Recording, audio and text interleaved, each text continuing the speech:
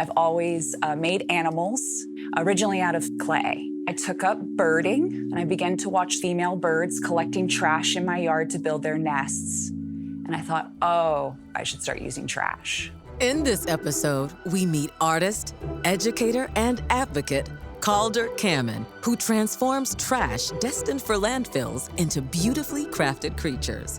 While Austin, Texas serves as her home base, Calder uses her art as an opportunity to inspire others all over the world to be creative and courageous about the future. My name is Calder Kamin, and I have always identified as an artist. I've always considered myself an artist ever since I was a little girl. In fact, I started selling my art when I was 10 years old at a gallery named Yard Dog that still exists here in Austin, Texas today. I went to the Kansas City Art Institute for my undergrad, and I studied ceramics. So I continued to make animals in clay. Again, my work had always been about animals, more specifically nature and how humans impact it. And ceramics as a medium is very impactful in the environment. I'm literally ripping the materials out of the earth, and many of them are quite toxic. So I started to think about the materials that I was using and how much did it match my message. During that time, I took up birding as a hobby, and I began to watch the birds in my yard. The most interesting thing that I learned was witnessing the female birds collecting trash in my yard to build their nests. And I thought, oh, trash is a human, man-made cultural problem that doesn't exist in nature. I need to be more like a bird. I should start using trash. Not only was it a conceptual reason that I selected trash, but it was also a wonderful economic opportunity there too, that I create low over cost. I'm just using a hot glue gun, tape, a crochet needle, a sewing machine in order to make giant installations. I could not do that as a ceramic artist.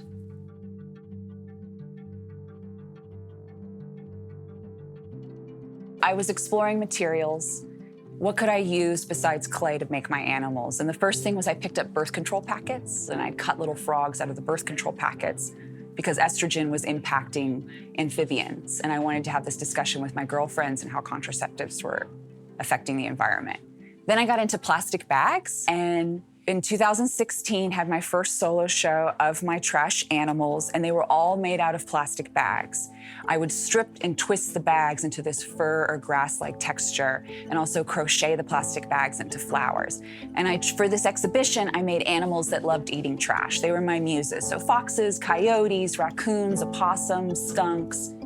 And I tried to make them as lifelike as possible. And for many people, when they saw the work, they went, what is it made out of? Was the most important, what did you make this out of? Did you paint it? What is it? So no, it's plastic bags that I found. There was way too much mystery. Nobody knew what the material was made out of. And during this exhibition, about 350 school children came and did workshops with me in the space. And a young girl came up to me and said, if your art is about trash, and the synthetic world that we live in, your animals can be whatever color you want. And I was like, oh my gosh, you're right.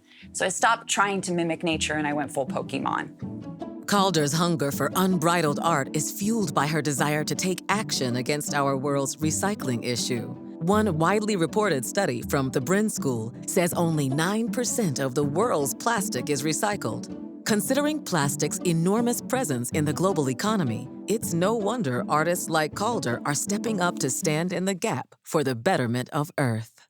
Plastic was created around World War II. Plastic was good for especially the medical industry. That's where plastic was needed. It expanded into a problem with the petroleum industry trying to sell us gasoline in another format. And I think relieve the housewife of cleaning duties. Just throw away your forks.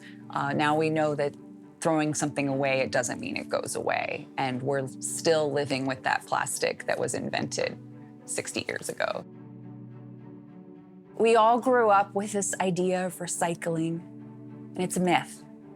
It doesn't really work. Plastic was not designed to be recycled. It was designed to be thrown away. The biggest problem with trash is it doesn't biodegrade, it photodegrades. So with UV light, it turns into smaller particles, and that's what we're fearing that we're all digesting.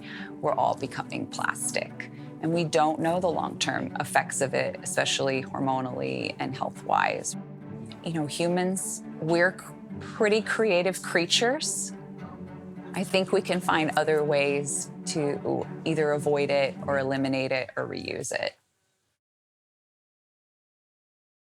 I decided to start playing with plastic bags when I was living in Kansas City.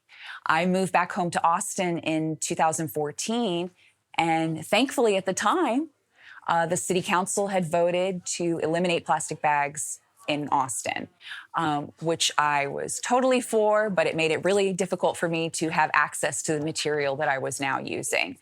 And the big surprise is that's when folks started mailing me their plastic bags. And it had profound meaning to me because then I saw how people wanted to be involved in the process of my art making. What I thought was a problem was really this beautiful solution that I could make things with the community and now ask the community in supporting me in collecting.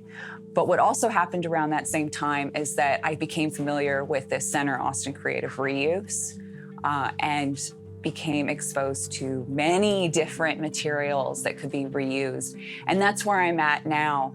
I am known for transforming plastic into beautiful objects, but now I'm expanding into a lot of other materials. It's important to love what you have, start with what you have, and then borrow before you buy, or support a nonprofit like Austin Creative Reuse, where they're removing these materials from our waste stream, our local waste stream, and offering them as resources to teachers, educators, creatives, crafters.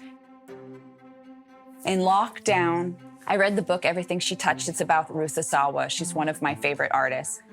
Come to find out, she is the mother of the Creative Reuse Center. She started the first one in San Francisco to make sure that her children were using interesting materials in the classroom. She studied at Black Mountain College, so Bauhaus. Art was all about materiality. It's about exploring materials. So she would collect cardboard from the community, and then it expanded to other materials so that kids in the classroom had these access. So knowing that one of my favorite artists started these centers, I felt that the need to be a steward, and I took on a leadership position with Austin Creative Reuse between 2020 and 2023. I was on the board. I'm now a full-time artist. I travel all over the US regularly. Everywhere I go, I connect with these reuse centers so that I have access to my materials. I have a place that I can donate the things I can't use and essentially find family everywhere I go. Last summer, I did a residency at the Career Museum of Art in Manchester, New Hampshire. They have a art and wellness program, so folks that are dealing with grief, loss, addiction, or illness would come and do workshops at the museum. And one of them was I would ask them to hand sew a feather that I would later add to this giant quilt for a community, cuddle, snuggle Pegasus. Within their feather, they left a dream for their future. And it's this beautiful purple Pegasus that is soft and you can snuggle and feel comforted in your grief, or, you know, whether that be personal or climate grief that you're dealing with. There are reuse centers in most major cities. There's a reuse center at least in every state. So do Google and find out where your reuse center and get involved. I'm only one person.